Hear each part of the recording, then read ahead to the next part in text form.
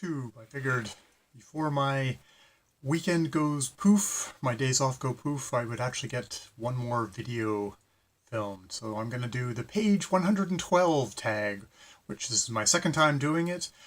This was by Shawn the Book Maniac. It's based on the Prix de la Page 112 prize, the prize of page 112, French prize where they judge a book solely on page 112. And I think it's a literary prize, but I've just picked 3 books at very random off of my shelves, and I don't know actually what I have here because I took them blind, put them in a stack of blind books, and then I carefully wrap them.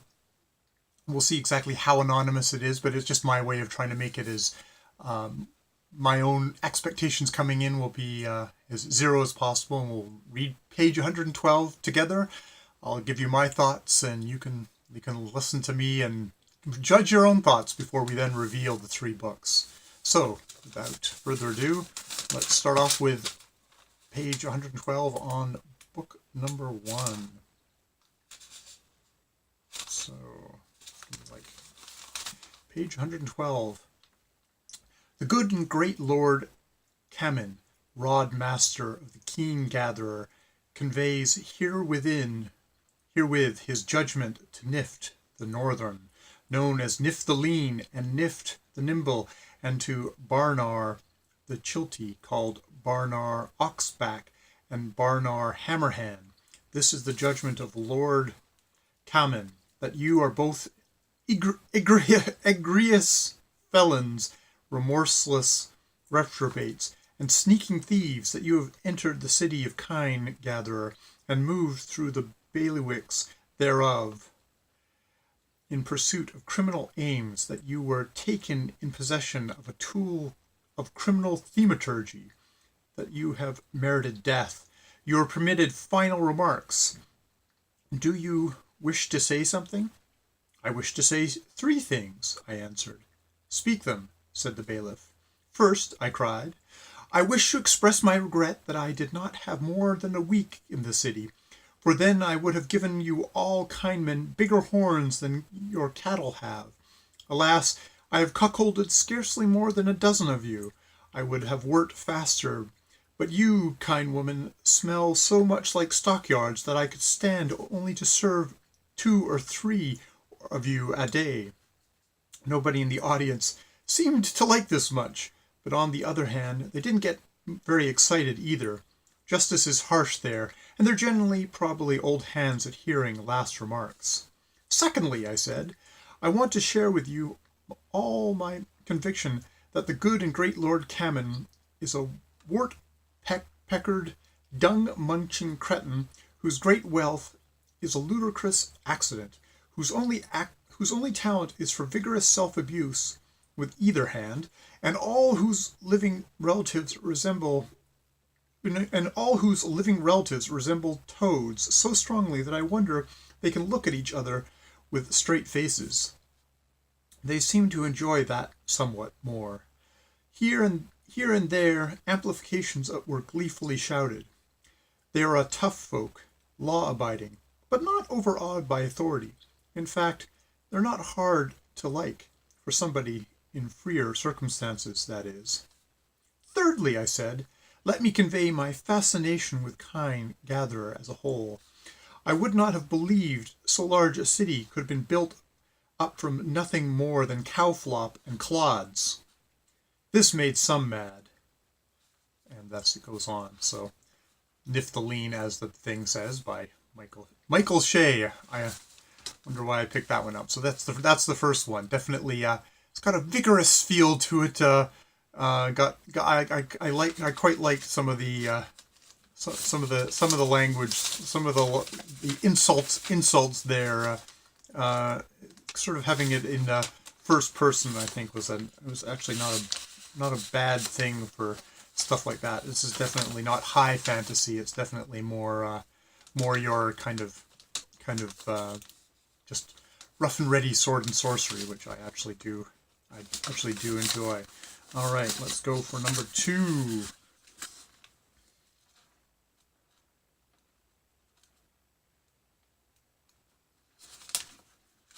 If I can find page 102.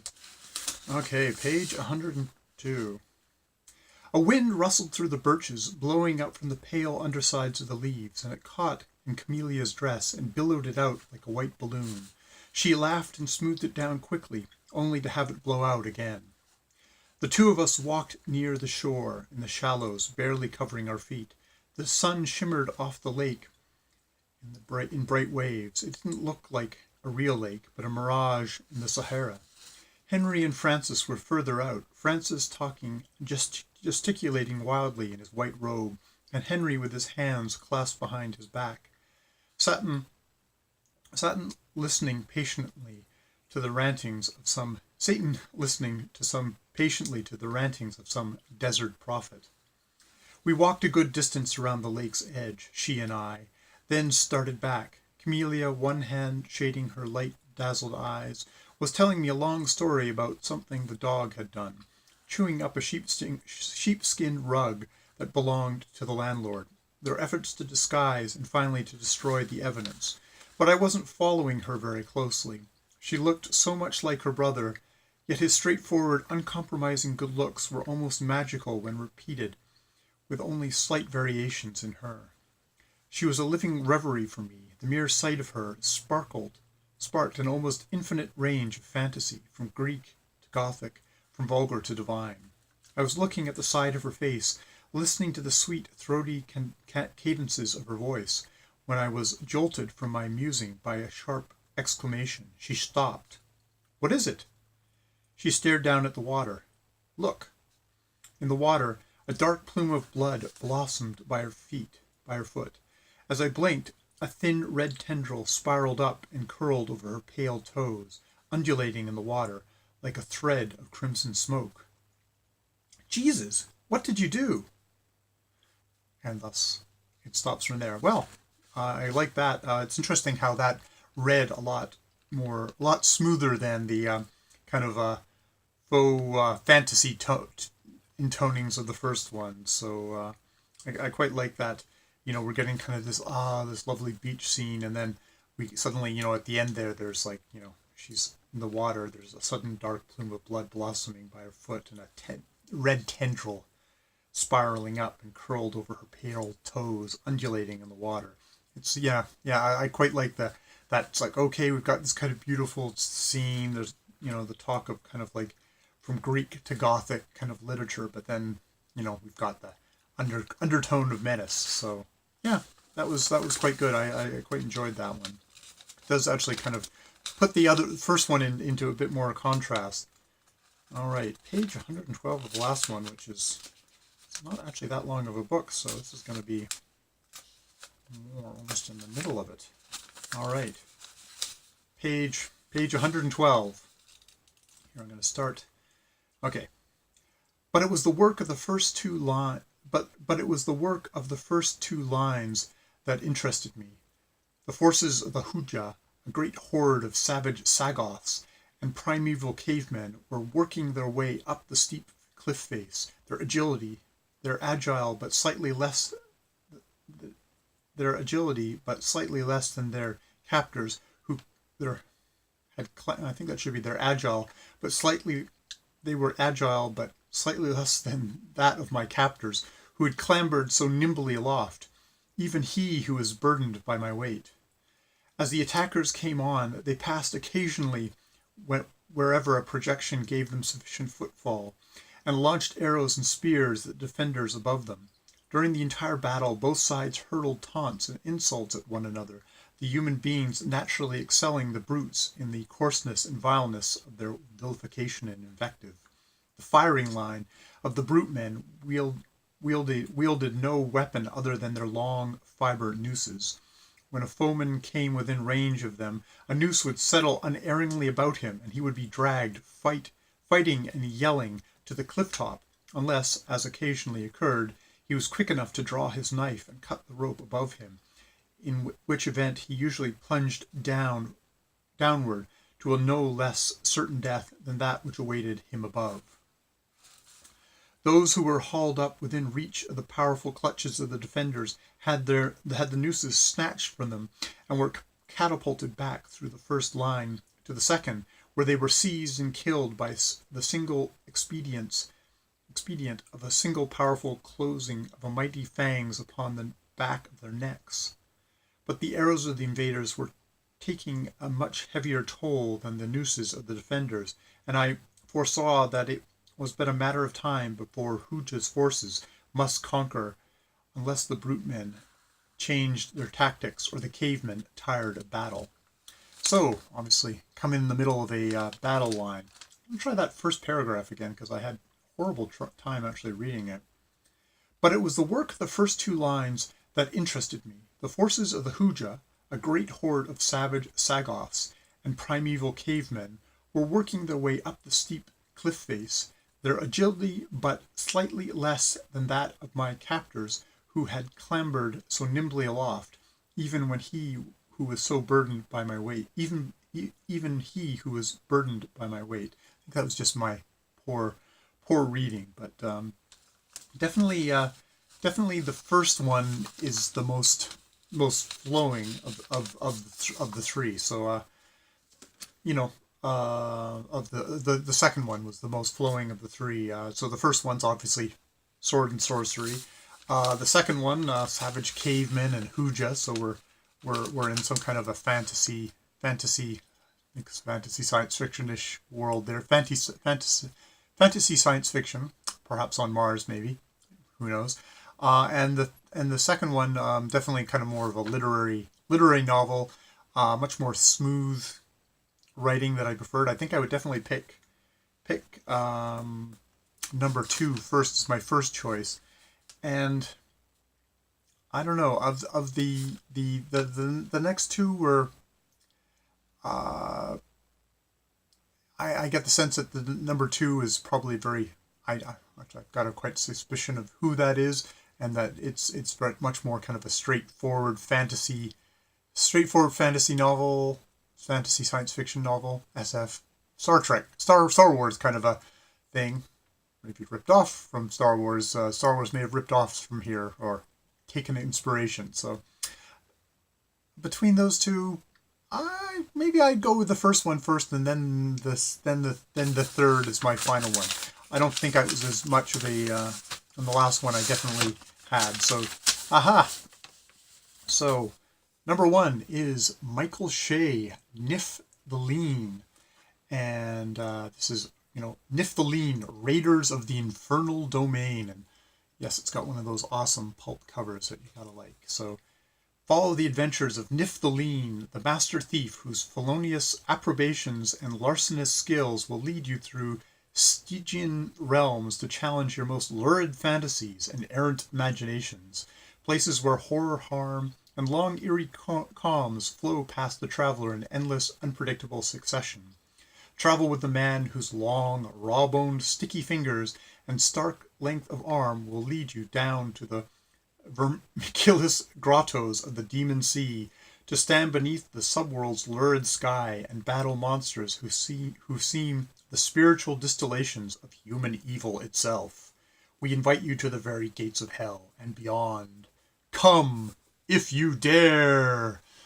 Well, actually, I quite liked the him, insulting everybody at in getting sentenced, and a good snark. So yeah, I think that would definitely be my. I think I indeed that would be my number 2 choice. Now, the one that I went with my first choice was The Secret History, Donna Tart, which is something I've heard a lot about, and obviously I have a picture of. I have a copy of. So this is there actually anything on here? This is all the kind of the copy. I don't know if it's got a little blurb on it, other than to say, that Donna Tart, she's pretty darn terrific. Enthralling. Imagine the plot of Dostoevsky's Crime and Punishment crossed with the story of Euripides.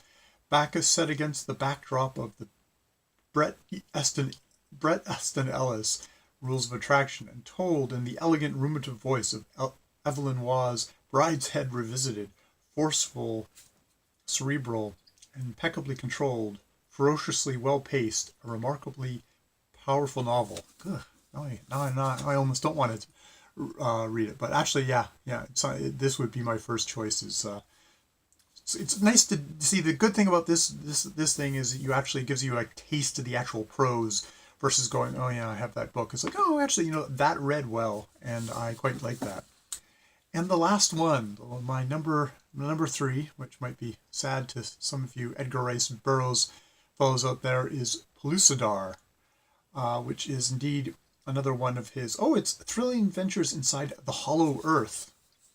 I wonder if that's why I picked it up. I've got a thing for the Hollow Earth stuff. Pellucidar.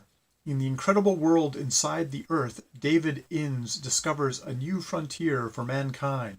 He strove to carve civilization out of its stone. He strove to carve a civilization out of its Stone Age perils, but the kidnapping of the beautiful cave woman Empress Dian made him drop his fight for advancement and enter into a still greater battle against all the primitive monsters of Pellucidar. But the all-time grand master of science fiction adventure, Edgar Rice Burroughs. And so yes, it's got one of those definitely covers that is probably what attracted my eye to it in the first place. So unfortunately, yeah, it's my third choice. It's a nice thin thing, so I could probably knock it off pretty quickly. I think I've read some of his, I have read like The Princess of Mars, which was kind of an enjoyable adventure, pretty disposable. It's interesting what things kind of hung around as a thing. So yes, those are my, see, now I'm going to just knock everything over. Hopefully not, looks like I'm still there. So here I get to do my little thing. So we first had Nift the Lean, and then we had second we had Secret History. Oh, see, this is tougher than it looks. Secret History, and third we had Edgar Rice Burroughs, Pellucidar, and those are that's the 3 in my book tag. And indeed, I think I would start out with Donna Tart, Secret History. And yeah, I think that's the big thing about this is getting to explore my own bookshelves and see what's there. And hey, maybe I'd like to read that next, or if not next, sometime within this year, hopefully. Yeah, I'll have to go back, and I should actually make sure I list below these videos what the winner was. So when I come back later and go, what should I read now? I'll go, oh, well, what one on these 3 and what one on these 3, and then, in the head-to-head, pick one of those to read. So yeah, thank you, Shawn the Book Maniac, for your really interesting tag. It's a lovely way of actually getting deeper into the books that we have scattered all over our shelves and sometimes neglect by just looking at their spines versus plunging into page 112 and having a closer look. More videos later.